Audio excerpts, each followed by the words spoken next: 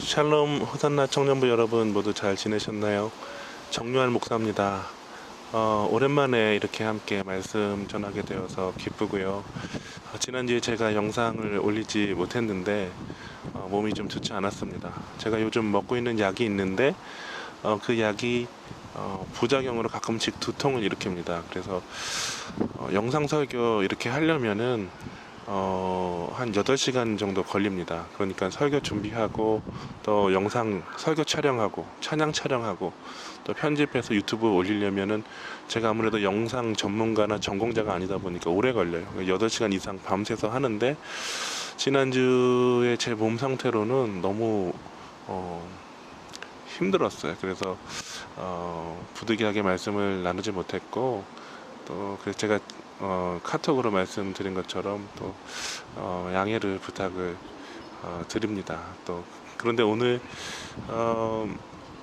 하나님께서 이렇게 새로운 말씀 통해서 우리에게 크신 은혜를 주실 줄로 믿습니다.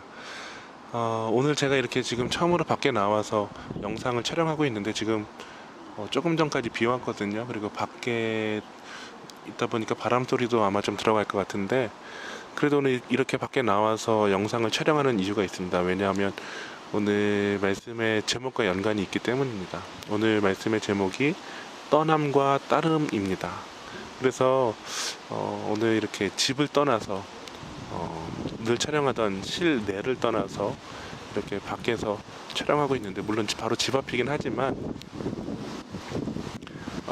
하나님께서 또 오늘 말씀 통해서 새로운 은혜를 우리에게 주시고 또 도전하시고 또 그 하나님 만나게 될 줄로 믿습니다.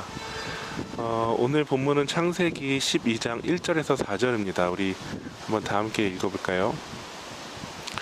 여호와께서 아브라함에게 이르시되 너는 너의 고향과 친척과 아버지의 집을 떠나 내가 내게 보여줄 땅으로 가라. 내가 너로 큰 민족을 이루고 내게 복을 주어 내 이름을 창대하게 하리니 너는 복이 될지라. 너를 축복하는 자에게는 내가 복을 내리고 너를 저주하는 자에게는 내가 저주하리니 땅의 모든 족속이 너로 말미암아 복을 얻을 것이라 하시니라. 이에 아브라함이 여호와의 말씀을 따라갔고 롯도 그와 함께 갔으며 아브라함이 하란을 떠날 때에 75세였더라. 아멘. 여러분, 기독교 신앙을 어떻게 정의하시나요? 어떤 분들은 기독교는 하나님을 닮아가는 것이다. 또 어떤 분은 기독교는 예수 그리스도를 따르는 것이다. 네, 모두 맞는 말이죠. 저도 그렇게 살려고 몸부림치고 기도하고 있는데 오늘은 기독교 신앙을 오늘 본문을 통해서 이렇게 좀 정의하고자 합니다. 기독교 신앙은 떠남과 따름이다. 기독교 신앙은 떠남과 따름이다 라고 이렇게 정의하고자 합니다. 오늘 본문 1절에서 아브라함에게 하나님께서 이렇게 말씀하십니다. 떠나라.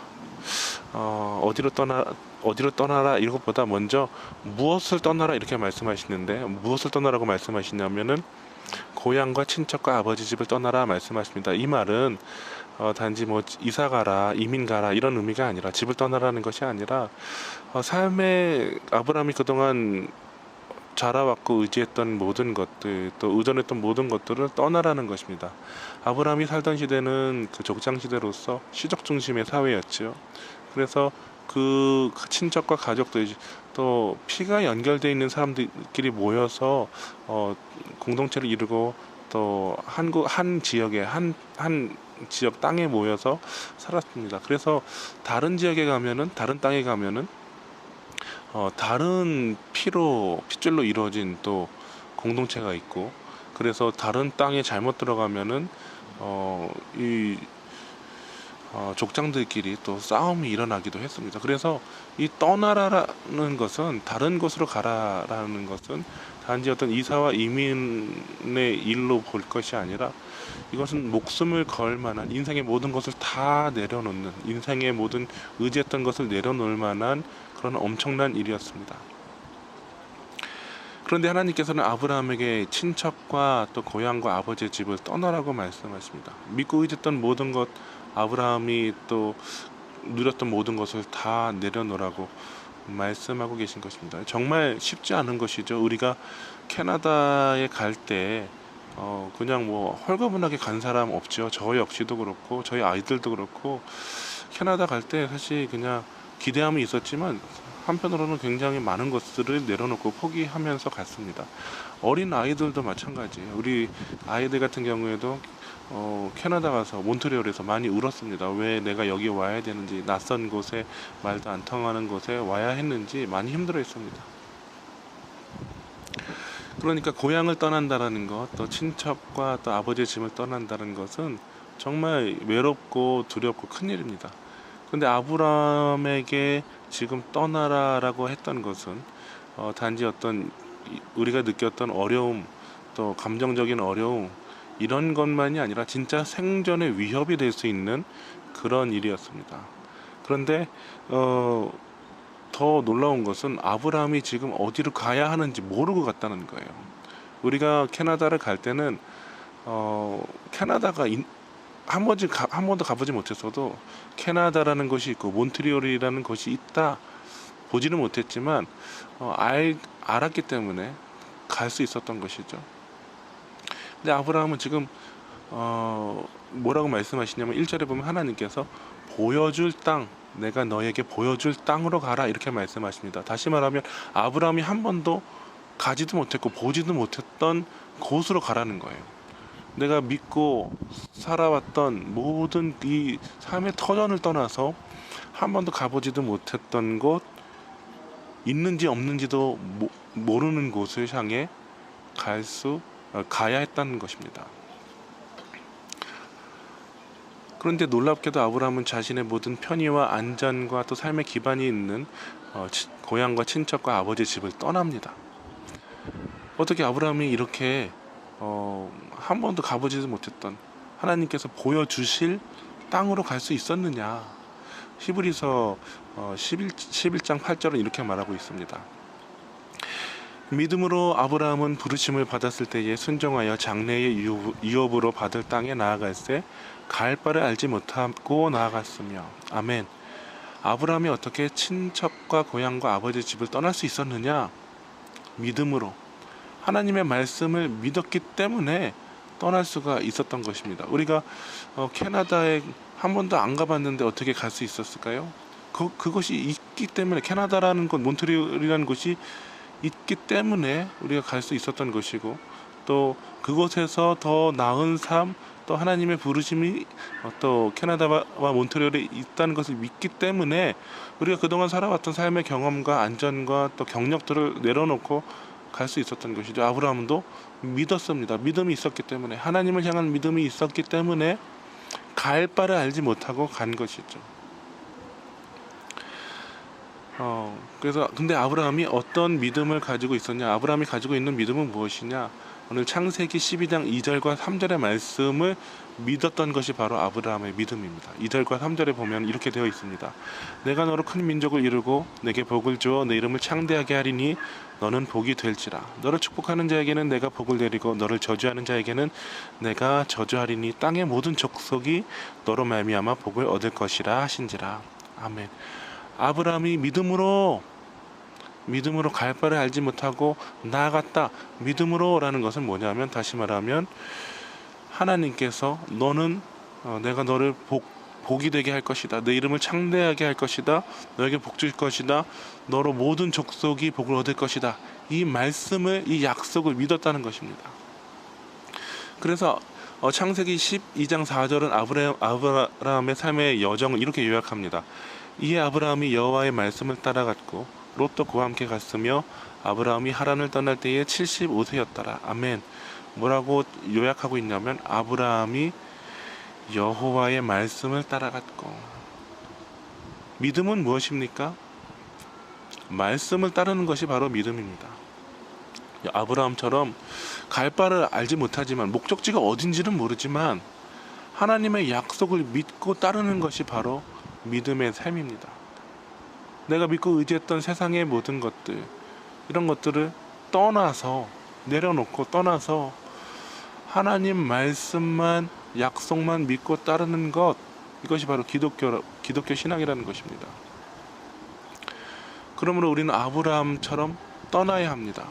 아브라함이 무엇을 떠났습니까? 고향을 떠났어요. 친척을 떠났어요.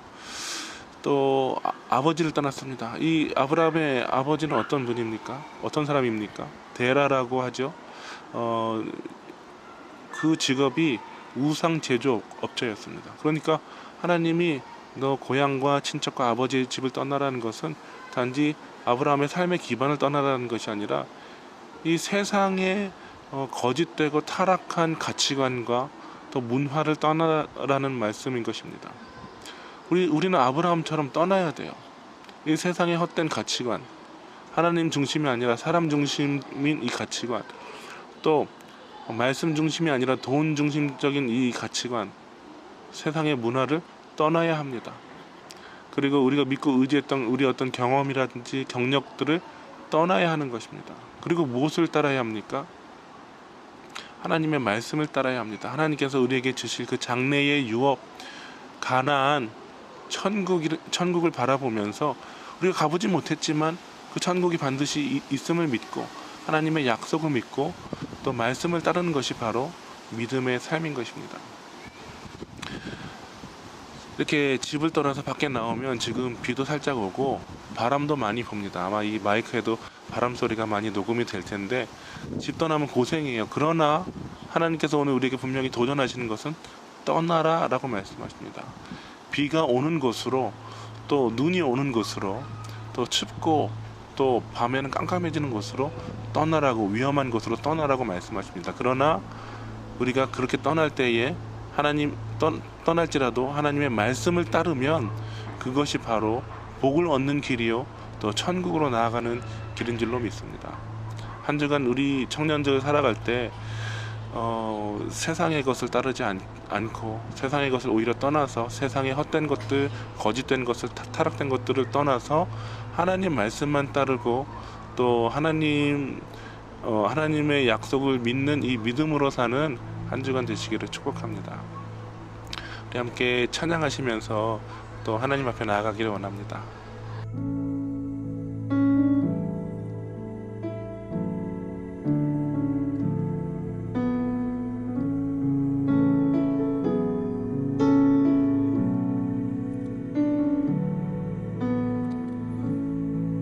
의지했던 모든 것 변해가고 허물한 마음은 커져가네.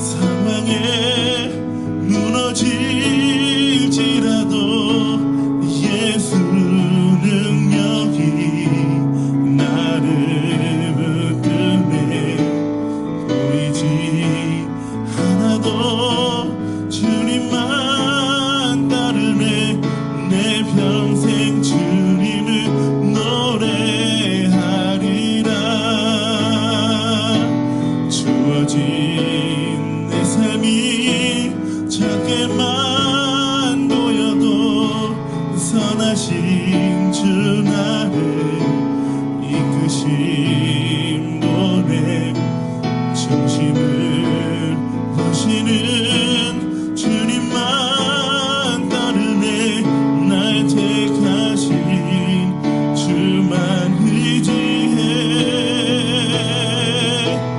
보이는 상황에 무너질지라도 예수 능력이 나를 붙드네 보이지 않아도 주님만 따르네 내 평생 주님을 노래하리라 보이는 상황에 무너질지라도 예수